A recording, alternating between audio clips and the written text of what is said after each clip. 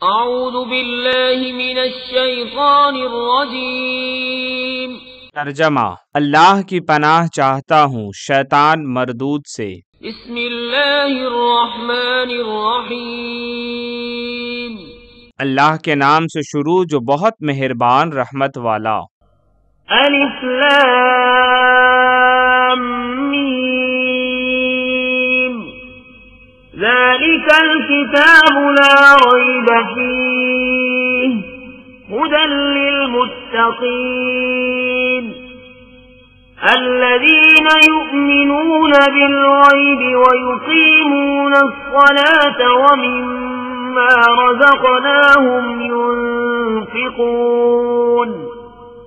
الف لام میم، وہ بلند رتبہ کتاب جس میں کوئی شک کی جگہ نہیں، اس میں ہدایت ہے ڈر والوں کو، وہ جو بے دیکھے ایمان لائیں اور نماز قائم رکھیں اور ہماری دی ہوئی روزی میں سے ہماری راہ میں اٹھائیں۔ علامہ نعیم الدین مراد آبادی نے اپنی تفسیر خزائن العرفان میں سورہ بقرہ کی کچھ یوں تفسیر فرمائی ہے۔ سورہ بقرہ یہ سورہ مدنی ہے۔ حضرت عبداللہ ابن عباس رضی اللہ عنہما نے فرمایا مدینہ طیبہ میں سب سے پہلے یہی سورت نازل ہوئی سوائے اس آیت کے وَاتَّقُوا يَوْمًا تُرْجَعُونَ کہ یہ آیت حجۃ الوداع کے موقع پر مکہ مکرمہ میں نازل ہوئی۔ اس سورت میں 286 آیتیں، 40 رکوع، 6121 کلمے، 25500 حرف ہیں۔ پہلے قرآن پاک میں سورتوں کے نام نہ لکھے جاتے تھے، یہ طریقہ حجاج بن یوسف نے نکالا۔ علامہ ابن عربی کا قول ہے کہ سورہ بقرہ میں 1000 امر، 1000 نہیں، 1000 حکم اور 1000 خبریں ہیں۔ اس کے اخذ میں برکت، ترک میں حسرت ہے۔ سورہ بقرہ کی فضیلتیں: اہل باطل جادوگر اس سورت کی استطاعت نہیں رکھتے۔ جس گھر میں یہ سورہ پڑھی جائے 3 دن تک شیطان اس گھر میں داخل نہیں ہوتا۔ مسلم شریف کی حدیث میں ہے کہ شیطان اس گھر سے بھاگ جاتا ہے جس میں یہ سورہ پڑھی جائے۔ بیہقی اور سعد ابن منصور نے حضرت مغیرہ رضی اللہ عنہ سے روایت کی کہ جو شخص سوتے وقت سورہ بقرہ کی 10 آیتیں پڑھے گا قرآن شریف کبھی نہ بھولے گا۔ وہ آیتیں یہ ہیں: 4 آیتیں اول کی اور 3 آیتیں 1 آیت الکرسی اور 3 آیتیں 1 آیت الکرسی اور 2 اس کے بعد کی آیتیں اور 3 سورہ بقرہ کی اخیر کی آیتیں۔ سورہ بقرہ کے چند مسائل بیان کیے گئے ہیں جن میں سے چند یہ ہیں۔ طبرانی و بیہقی نے حضرت عبداللہ ابن عمر رضی اللہ عنہما سے روایت کی کہ حضور صلی اللہ علیہ وسلم نے فرمایا میت کو دفن کر کے قبر کے سرہانے سورہ بقرہ کی اول کی آیتیں اور پاؤں کی طرف آخر کی آیتیں پڑھو۔ سورہ بقرہ کا شان نزول یہ ہے: اللہ تبارک و تعالی نے حضور صلی اللہ علیہ وسلم سے ایک ایسی کتاب نازل فرمانے کا وعدہ فرمایا تھا جو نہ پانی سے دھو کر مٹائی جا سکے نہ پرانی ہو سکے۔ جب قرآن پاک نازل ہوا تو فرمایا ذالک الکتاب، یہ وہ کتاب ہے جس کا وعدہ کیا گیا تھا۔ ایک دوسرا قول یہ ہے کہ اللہ تبارک و تعالی نے بنی اسرائیل سے ایک کتاب نازل فرمانے اور بنی اسماعیل میں سے ایک رسول بھیجنے کا وعدہ فرمایا تھا۔ جب حضور صلی اللہ علیہ وسلم نے مدینہ طیبہ کو ہجرت فرمائی جہاں یہود بکثرت تھے تو الف لام میم ذالک الکتاب نازل فرما کر اس وعدے کے پورے ہونے کی خبر دی۔ الف لام میم ذالک الکتاب لا ریب فیہ۔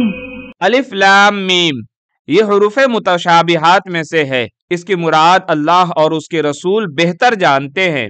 ہم اس کے حق ہونے پر ایمان لاتے ہیں اس لیے کہ شک اس میں ہوتا ہے جس پر دلیل نہ ہو۔ قرآن پاک ایسی واضح اور قوی دلیلیں رکھتا ہے جو عاقل منصف کو اس کی کتاب الہی اور حق ہونے کی یقین پر مجبور کرتی ہے، اس لیے کہ شک اس میں ہوتا ہے جس پر دلیل نہ ہو۔ قرآن پاک ایسی واضح اور قوی دلیلیں رکھتا ہے جو عاقل منصف کو اس کے کتاب الہی اور حق ہونے کے یقین پر مجبور کرتی ہیں۔ تو یہ کتاب کسی طرح قابل شک نہیں۔ جس طرح اندھے کے انکار سے آفتاب کا وجود مشتبہ نہیں ہوتا، ایسے ہی معاند سیاہ دل کے شک و انکار سے یہ کتاب مشکوک نہیں ہو سکتی۔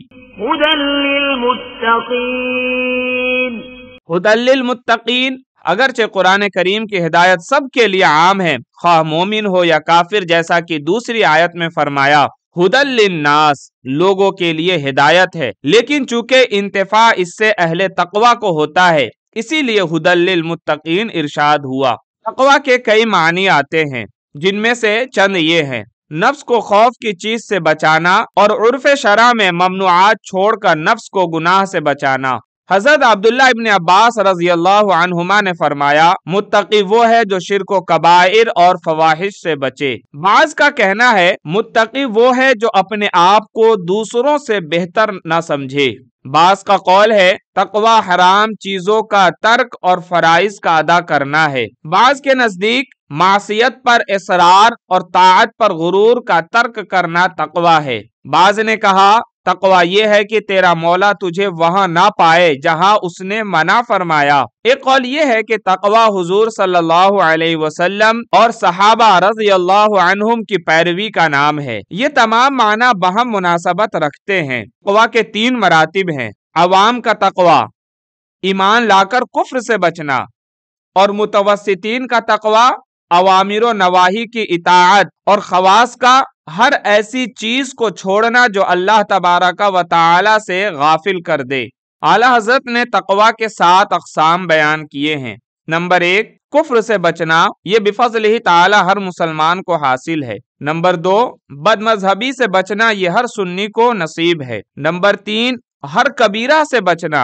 نمبر 4، صغائر سے بچنا۔ نمبر 5، مشابہات سے احتراز۔ نمبر 6، شہوات سے بچنا۔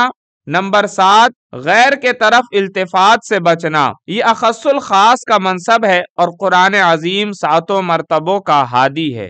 الذين يؤمنون بالغيب ويقيمون الصلاة ومما رزقناهم ينفقون۔ الذین یؤمنون بالغیب، یہاں سے مفلحون تک کی آیتیں مومن با اخلاص کے حق میں ہیں جو ظاہراً و باطناً ایماندار ہیں۔ اس کے بعد 2 آیتیں کافروں کے حق میں ہے جو ظاہراً و باطناً کافر ہیں۔ اس کے بعد ومن الناس سے 13 آیتیں منافقین کے حق میں ہیں جو باطن میں کافر ہیں اور اپنے آپ کو مسلمان ظاہر کرتے ہیں۔ غیب وہ ہے جو حواس و عقل سے بدیہی طور پر معلوم نہ ہو سکے۔ غیب کی 2 قسمیں ہیں، ایک وہ جس پر کوئی دلیل نہ ہو، یہ علم غیب ذاتی ہے، اور یہی مراد ہے اس آیت میں عندہ مفاتیح الغیب لا یعلمها الا ہو، یعنی ان کے پاس ہیں کنجیاں غیب کی، انہیں وہی جانتا ہے۔ اور ان تمام آیات میں جن میں علم غیب کی غیر خدا سے نفی کی گئی ہے، اس قسم کا علم غیب یعنی ذاتی جس پر کوئی دلیل نہ ہو، اللہ تبارک و تعالی کے ساتھ خاص ہے۔ غیب کی دوسری قسم وہ ہے جس پر دلیل ہو، جیسے صانع عالم اور اس کی صفات، نبوات اور ان کے متعلقات، احکام و شرائع و روز آخر اور اس کے احوال، بعث، نشر، حساب، جزا وغیرہ کا علم جس پر دلیلیں قائم ہیں اور جو تعلیم الہی سے حاصل ہوتا ہے، یہاں یہی مراد ہے۔ اس دوسرے قسم کے غیوب جو ایمان سے علاقہ رکھتے ہیں، ان کا علم و یقین ہر مومن کو حاصل ہے، اگر نہ ہو آدمی مومن نہ ہو سکے۔ اور اللہ تبارک و تعالی اپنے مقرب بندوں، انبیاء اور اولیاء پر جو غیب کے دروازے کھولتا ہے وہ اسی قسم کا غیب ہے۔ غیب کی تفسیر میں ایک قول یہ بھی ہے کہ غیب سے قلب یعنی دل مراد ہے۔ ایمان کی تعریف: ایمان جن چیزوں کی نسبت ہدایت و یقین سے معلوم ہے کہ یہ دین محمدی سے ہیں، ان سب کو ماننے اور دل سے تصدیق اور زبان سے اقرار کرنے کا نام ایمان صحیح ہے۔ عمل ایمان میں داخل نہیں، اسی لیے یؤمنون بالغیب کے بعد یقیمون الصلاۃ فرمایا۔ نماز کے قائم رکھنے سے یہ مراد ہے کہ اس پر مداومت کرتے ہیں، اپنے وقتوں پر پابندی کے ساتھ اس کے ارکان پورے ادا کرتے ہیں، اور فرائض، سنن، مستحبات کی حفاظت کرتے ہیں، کسی میں خلل نہیں آنے دیتے، مفسدات و مکروہات سے اس کو بچاتے ہیں اور اس کے حقوق اچھی طرح ادا کرتے ہیں۔ نماز کے حقوق 2 طرح کے ہیں، ایک ظاہری، وہ تو یہی ہے جو ذکر ہوئے، دوسرے باطنی، وہ خشوع اور حضور یعنی دل کو فارغ کر کے ہماتن بارگاہ حق میں متوجہ ہو جانا اور عرض و نیازات و مناجات میں محو ہو جانا۔ راہ خدا میں خرچ کرنے سے یا زکوٰۃ مراد ہے، جیسا دوسری جگہ فرمایا یقیمون الصلاۃ و یؤتون الزکاۃ، یا مطلق انفاق مراد ہے، خواہ فرض ہو یا واجب، جیسے زکوٰۃ، نذر، اپنا اور اپنے اہل کا نفقہ وغیرہ، خواہ مستحب جیسے صدقات نافلہ، اموات کا ایصال ثواب۔ اس کے متعلق آپ مسئلہ بیان فرماتے ہیں کہ 11ویں منانا، فاتحہ، تیجا، 40واں وغیرہ بھی اسی میں داخل ہیں کہ وہ سب صدقات نافلہ ہیں، اور قرآن پاک اور کلمہ شریف کا پڑھنا نیکی کے ساتھ اور نیکی ملا کر اجر و ثواب پڑھا جاتا ہے۔ رزقناہم کی تقدیم اور رزق کو اپنی طرف نسبت فرما کر ظاہر فرمایا کہ مال تمہارا پیدا کیا ہوا نہیں، ہمارا عطا فرمایا ہوا ہے، اس کو اگر ہمارے حکم سے ہماری راہ میں خرچ نہ کرو تو تم نہایت ہی بخیل ہو، اور یہ بخل نہایت قبیح ہے۔